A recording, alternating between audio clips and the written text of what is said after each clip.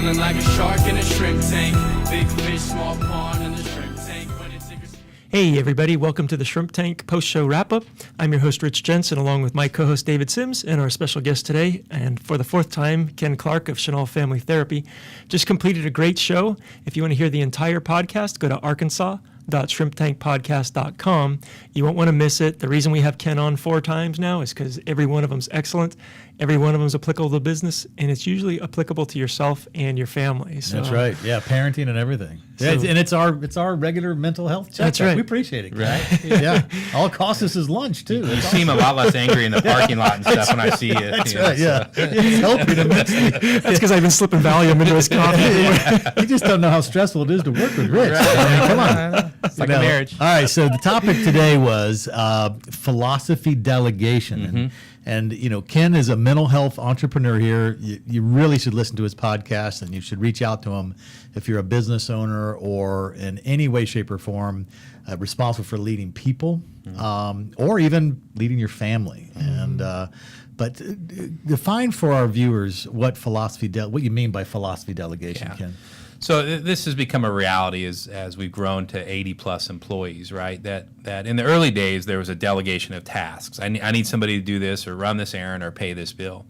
As we've become this large, fast-growing organization going a million different directions, me trying to be the source of all creativity, of the philosophy of how we operate, how we interact, what our culture is, it's more than I can handle. And in fact, the more that I bite off, the more that people are then coming back to me saying, okay, that was your vision, now how do we do it, right? Mm-hmm.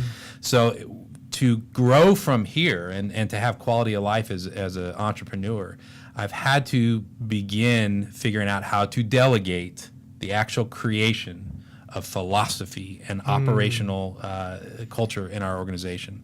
And that's a hard thing because that means giving over control of what your baby looks like to people that didn't give birth to it. Right. They're just slapping the baby and you're getting ticked off. Right. They're telling me it's good for the baby and I'm going, no. Well, one of the things we talked about, I really liked what you shared.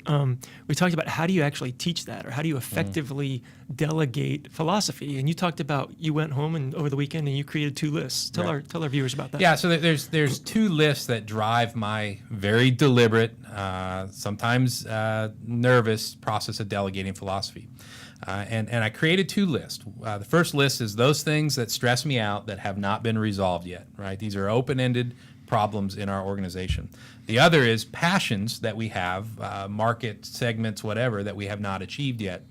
The lowest pucker factor things on those lists, the things that scare me the least to hand off, is where I train myself to let go and train my employees to grab on to the philosophy or delegation of philosophy, right? Yeah.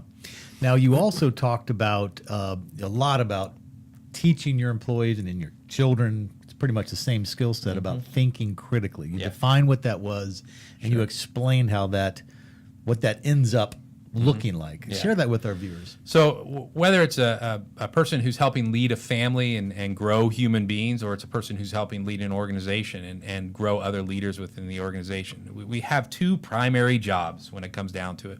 Help people learn to critically think, right? How does cause and effect operate within organizational decisions?